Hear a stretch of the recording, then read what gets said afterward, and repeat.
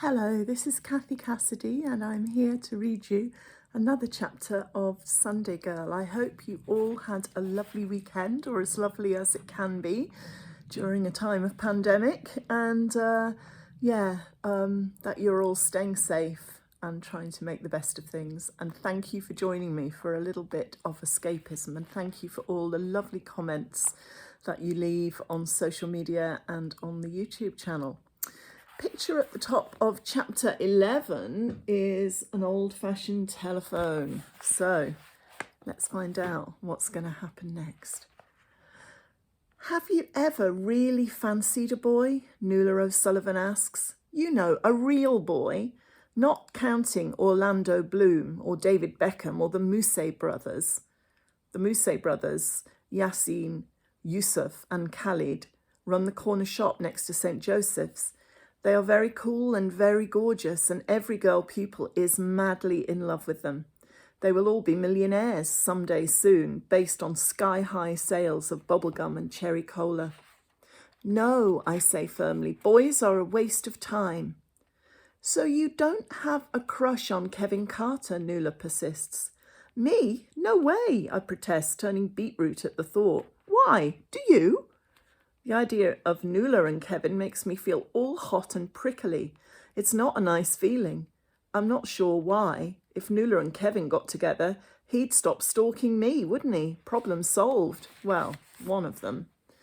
No, silly, Nuala scoffs. Why would I fancy him? Seriously, Jude, he's more your type. Thanks a bunch.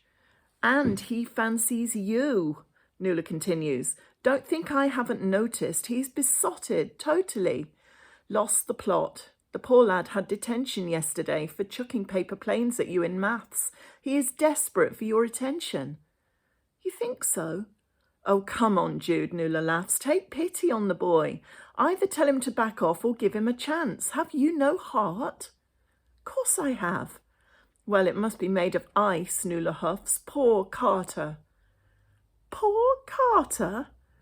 He's been talking to you, I exclaim. What's he said? Nothing, Nuala protests. He just happened to ask me for your phone number. Nuala, please, tell me you didn't. It's just a phone number. I slump, thinking of what might happen if Carter rings and gets chatting to Gran about knitting patterns, or Grandad about Gaelic football, or Mum about whether whiskey is a treat or a curse. Nuala, I don't want a boyfriend, I say. My life is complicated enough. A boyfriend would be a nice complication, she says. I wouldn't mind if someone fancied me. You might if it was Kevin Carter, I tell her. Well, maybe. That night I camp out near the phone just in case Carter rings. Mum has slipped back into the same old pattern of late nights and sulky sleep-ins. While I wait, there's a call from Sue asking why Mum wasn't in work this afternoon. One from Giovanni asking why Mum didn't turn up for their date last night. And one from a double glazing company asking us to put in UPVC windows at a bargain never to be repeated price. It is so typical of a boy to ask for your number and not bother to ring. I begin to feel quite huffy. Expecting a call? Grandad asks. No, I snap. Why would I be? Just wondered. It's almost 10 when he finally rings and Grandad beats me to the phone. Some idiot waffling on about boxing, he grumbles. For you. I drag the phone out into the hall and sit on the stairs. You're avoiding me, Carter says. You've been avoiding me since New Year. Nuala says it's because you're shy. I'm not shy, I protest. No, I thought not. A girl who can wear a blue tinsel wig and a polka dot mini dress can't really be shy. It looked like a good party. It was, I admit. The kiss on the nose bit was a highlight, but I'm not about to tell him that. Nuala says you have a problem with trusting boys because your mum and dad split up, Carter goes on. Oh, Nuala says quite a lot, doesn't she? I snap. Wouldn't you be better off with her? She's not my type, Carter says. So what is your type? Tall, skinny, black hair, blue eyes, freckly nose, blue tinsel wig and snowflakes optional. Skinny, I squeal. Definitely. Pretending to be shy, sensible and standoffish when really you're mad about me. You sure about that? No, but I'm hoping. Carter, I have to go now, I tell him. You can call me Kevin. Bye, Carter. I put the phone down. I am mad at Nuala for saying I have a problem trusting boys. I don't. I have a problem trusting anyone I'm not related to, plus quite a few people I am. What's wrong with that? Life is complicated enough, especially right now. Carter wouldn't understand. He'd laugh, or worse, he'd feel sorry for me, and I don't need that. I don't need him. There's a scuffling noise out on the front doorstep, and I open the door. Mum falls into the hallway unsteadily. The side of her coat is torn and grey with dirt. Her tights are ripped and the heel of her right shoe is broken.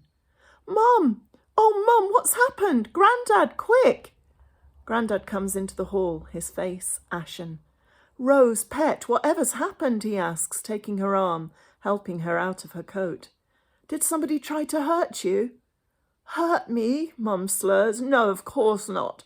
Stop fussing. I slipped over on the ice. No problem. Could have happened to anyone. She totters into the living room, flopping down onto the sofa. I bring her a coffee and she takes it sulkily, sipping some and spilling the rest. We pretend not to notice. Mum fell over on the ice, and yes, it could have happened to anyone, but it happened to her because she was drunk. I go back to my homework, chewing my lip. We don't stand up to Mum when she's drinking. We ignore it until we can't ignore it any longer because we don't know what to do, how to cope, how to help her. We stay silent and pretend it's not happening because nothing will stop her short of a week in the hospital, and she's not ill enough for that, not yet. The last time this happened, I was 10, and it was the worst 6 months of my life. No one could get through to her. Not me, not Grandad or Giovanni. She drank until her liver couldn't cope anymore. The alcohol poisoned her body, turning her skin yellow, bloating her. Even the whites of her eyes were the colour of custard. She collapsed in the house and an ambulance took her to hospital, and when some kids at school said they'd seen her carried out on a stretcher, I told everyone she had a rare blood disease and that she might die. It wasn't exactly a lie. My mum is an alcoholic, and Grandad says it's a disease, an addiction. It's in her blood, he says. Unless she stops drinking, it will kill her, and one day, it really will. That's what the doctors say. Already she's destroyed some parts of her liver, damaged her heart. She's damaged mine, I know that much. I wasn't brave enough to tell the kids at school the truth, not even Nuala. They wouldn't have understood. They'd have felt sorry for me, because my own mom doesn't love me enough to kick the drink. She'd rather drink herself to death slowly, having a few laughs along the way. Grandad sits down, hiding behind the newspaper, trying to read, hands shaking. Gran keeps knitting, a rainbow-striped scarf that's quite new, just 1 metre long. Her knitting needles click quietly and the tears slip down her face in silence, almost as if she knows what's going on. So that was chapter 11, and quite a sad chapter for Jude and her family. So escapism, all right. Chin up. I will be back tomorrow to give you more insight into Jude's world, and hopefully there will be better news by then. Keep smiling and take care. See you soon.